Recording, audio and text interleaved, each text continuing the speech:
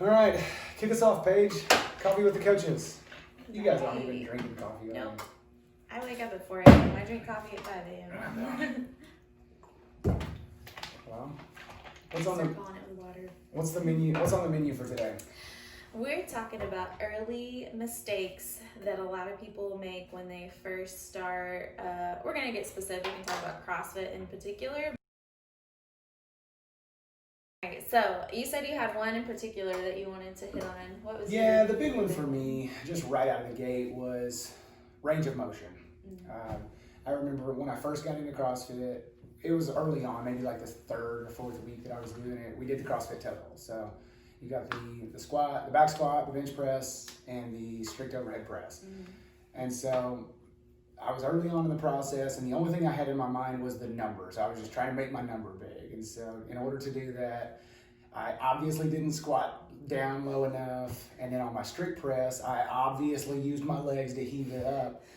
And then I wrote those numbers down. I put them in the system, I put them in my workout journal, and it just, that set up a really rough chain of events for me, because now every time I went to reference back to that, for one, every time we did the CrossFit total, I would strain something in my groin from trying to hit those old numbers at the right range of motion, because by that point I knew how deep I needed to squat. But I still had that number in my head for some reason.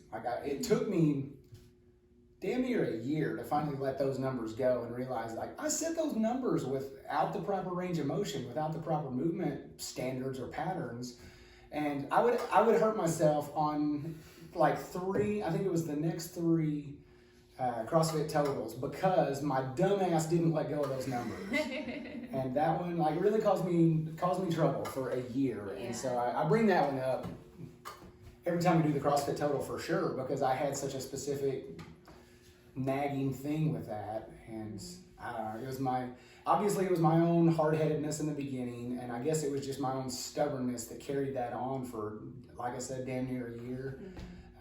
But yeah, I was straining something in my groin every time I would try to match those numbers, and I was just frustrated with my strict press because I couldn't match it. Yeah. With the because it was basically a push press. Yeah, I was push pressing it, but logging it as a strict press. So. I always make a big deal about, when you're, more than ever when you're testing things, you gotta hold yourself to the standard of range of motion and strict movement patterns, because if you don't do that, all it's gonna do is set you up for future frustration. Yeah. It doesn't matter to anybody else, but it messes you up for the future. So. For sure. Those types of literally nobody else cares if your number is 5 pounds higher. Nobody else cares, but it will. They especially don't care if it was a power squat, not a. Right. Yeah. So you were quarter squatting and push pressing. Hopefully it was 3/8 of a squat, but you're probably hitching your deadlift and stuff. Well, my deadlift was good. I did get my deadlift on video. My deadlift was solid. The squat and the strict press, I screwed both of those up. Yeah. Now you guys know why we're such sticklers on hitting depth and squats and, not using your legs on the presses and stuff like that. Not using your legs on pull-ups. Well, there's plenty of you guys that have heard me tell that story, because I bring that up anytime I see you on testing day doing some dumb shit. Well. Yeah. Yeah. What about you, Ryan? What's your the very biggest mistake that you made? Wanting to be a fire-breathing dragon, trying to do all the movements, trying to do the muscle-ups on day one, trying to snatch 225 pounds on day two. We can't all be Jackson. Yeah. I dove on the deep end, just fell in love with CrossFit, and I wanted I saw all these games athletes, yeah, let's do that. Let's, and I skipped all the basics, all the fundamentals, and it took me way too long to realize that these guys have been practicing all those fundamentals, all those basics for basically all their lives. They have all that athletic careers that they had when they were since children, I guess. Yeah. And it took me a while to do that, and I did a lot of research and searching how to do a muscle up, but luckily all these videos showed first start with how to learn how to kick, learn how to hold on to the bar. But yeah, that was one of my biggest mistakes. Just trying to trying to do the advanced Yeah. stuff before you knew how to walk. Yeah, definitely. That sounds like my problem with college algebra. I didn't get the pre-algebra done. Yeah, for sure. Those both kind of go hand in hand, like just skipping steps. And that was probably my biggest thing too. I cared about form and depth and everything when I first started, I think, but I didn't take into account the little minutiae of certain things, like, and this is stuff that comes later on, but I wasn't taking into account like how like lopsided my squat may have been, or you know, I was trying to push weight before certain body parts were ready for it. Like on squatting, like my knees would be killing me or something, but I would still go in for like a max squat whenever I should have just kind of backed off and focused on the range of motion before trying to add load on it or something. Yeah. I think this will be interesting because like we weren't around for Ryan's start of CrossFit. I wasn't around for yours, but you were around when I started CrossFit. Like you were the coach when I started. So like, was there anything that you've noticed of me over time, that some like mistakes I made when I first started? And I mean, I can see that. I mean, you were definitely chomping at the bit to do more and lift heavier and all those sorts of things. But I wouldn't say you were any more than anybody I've ever worked with. So. I know a lot of this stuff is just, it's internal struggles though. You know, it's like what you want to do versus what you probably should be doing. And it may not necessarily show outwardly. Yeah. Most people think about that stuff in their head. Yeah, it's boiling in their heads all the time. And, you know, they may not act it out, but it's still like, oh man, I really want to go heavy, but my knees are killing me today. Yeah. And you might not say that out loud. Yeah. It's like, we see you guys like wincing when something happens, or like rubbing your wrist, or like grabbing your shoulder or something. Like we see those things. Most of you guys don't have a good poker face. Oh yeah, immediately like, well, now we're just giving it away. But like immediately the thought that runs through our minds as coaches, we're like, oh shit, what's wrong with them? What, you know, like, are they hurt? Is there something that we need to watch? And they're like, oh no, it's fine. And you're like, is it really fine, or are you just saying that?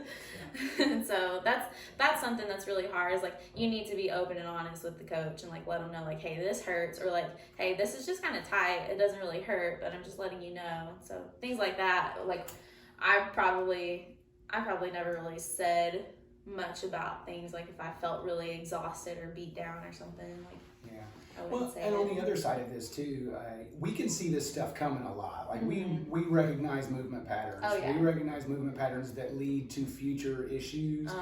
And so, you know, you may hear us make a comment about something or give you guys a cue one way or the other, because we see this is going to cause something in the future. It may not be bothering you at all right now, but we can see that stuff coming. Like movement patterns so often predict future injuries.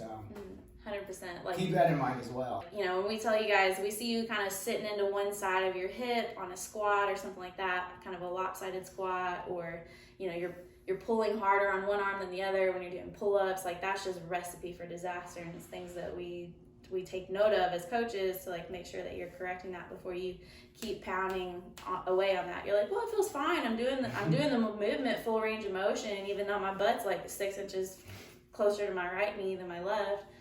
Like that's not okay.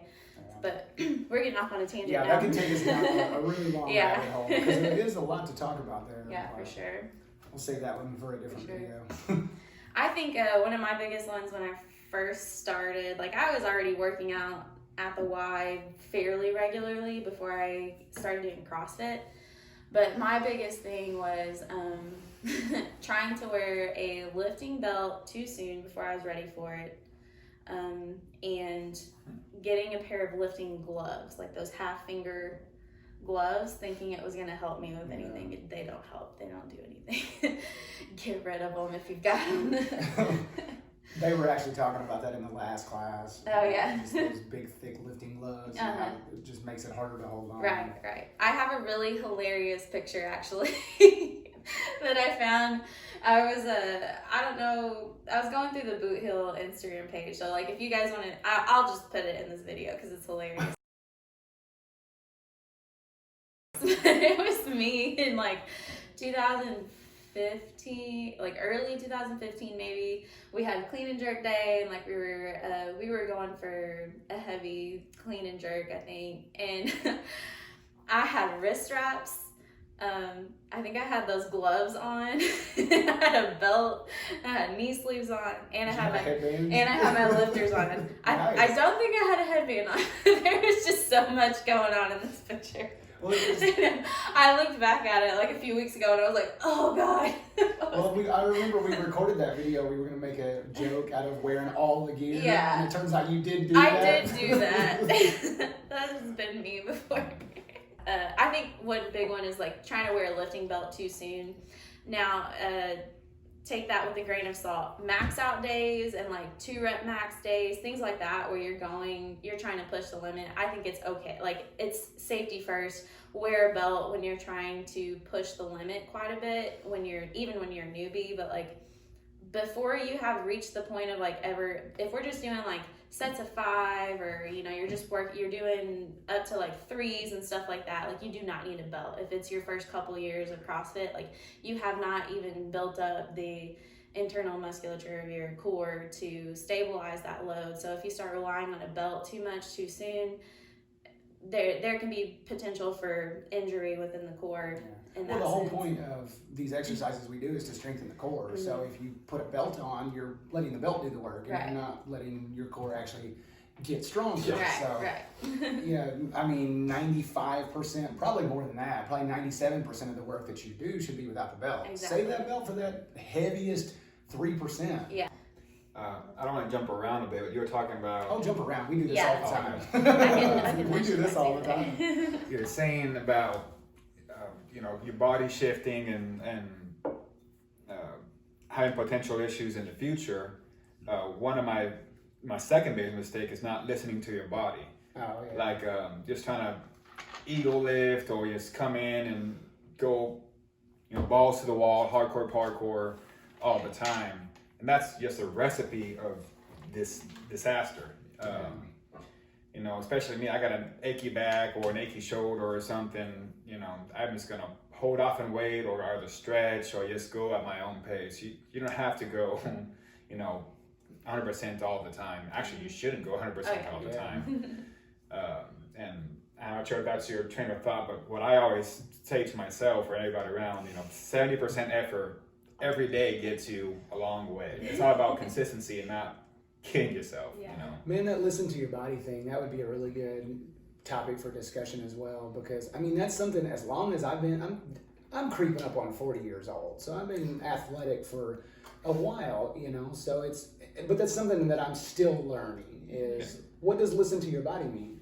And the more people I talk to, the more different conversations I have, it means a lot of different things to different people, but it's constantly a work in progress. You're definitely shooting at a moving target when it comes to listen to your body, but I think maybe your statement is the right one to think about when it comes to this, is don't be killing it all the time. 70% effort is a really good way to think about your workouts in the gym. There'll be days when you push a little more, or you'll pull back a little bit more, but if you're coming in just expecting to be pancaked on the floor after the end of your workout every day, you're going to spend a lot of time hurt. Oh, yeah. And that's, that, especially with me getting into different sports, like getting into cycling and this long-ass bike ride coming up, I've done a lot more cycling this past year, and that's a very repetitive sport. It's just the same rotation over and over again. So I've had to be really specific with taking care of my legs and my knees and my hips and all that, so that I don't end up with some overuse things, because